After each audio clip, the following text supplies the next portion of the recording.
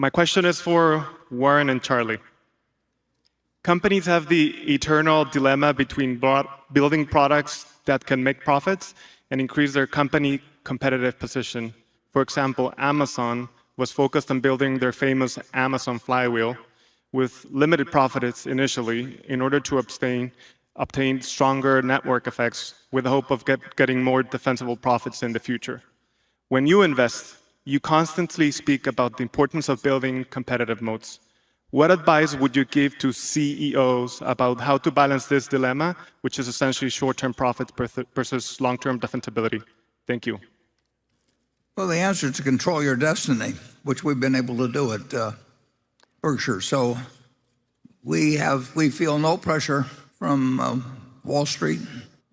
We don't have investor calls. We don't have to make promises. We get a chance to make our own mistakes and occasionally find something that works well. But we recognize that the people in this room and people like them are the ones that we're working for, and we're not working for a bunch of people that care about whether we meet the quarter estimate or anything. So we have a freedom that we get to use, and we're interested in owning a wonderful business forever. Well, there aren't very many wonderful businesses, but we do learn a lot as we go along. Charlie and I have often mentioned how we learned so much when we bought See's Candy, which we did. But we learned when we bought Ben Rogers' chain of women's dress shops spread all over the eastern part of the country. We learned when we tried getting into the department store business back in 1966, and as the ink was drying on our purchase price, we realized we'd done something dumb. We're learning all the time how consumers behave. I'm not going to be able to learn the technical aspects of businesses, but that'd be nice if I knew it, but it isn't essential.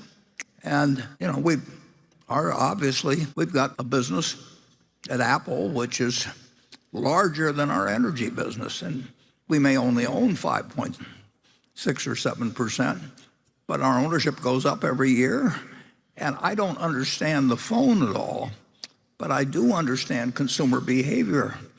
And I know how people think about whether to buy a second car. I know how they go out to different. We own auto dealerships. We're learning all the time from all of our businesses how people react to granimals versus selling them something else. And so See's was a sort of breakthrough, but we just keep learning as to more about how people behave and how a good business can turn into a bad business, and how some good businesses can maintain their competitive advantage over time. And so we don't have some formula, but we can also tell in 10 seconds whether it's something of interest. I mean, when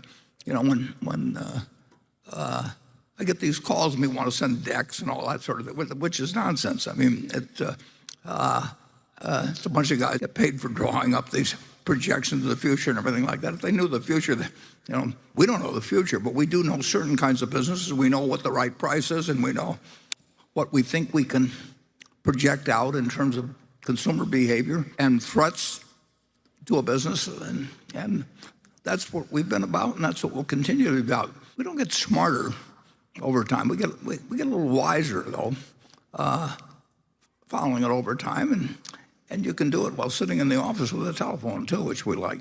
Back when I started, other people were going through Playboy, and I was going through Moody's, basically. And there's a movie out called Turn Every Page, which I saw again for the second time a couple of days ago, Lizzie Gottlieb, and I recommend everybody in this world watch that, because I turned every page in the past. And I did it for thousands and thousands of pages in Moody's, and I did it at the Department of Public Utilities in Boston. I did it in the insurance department.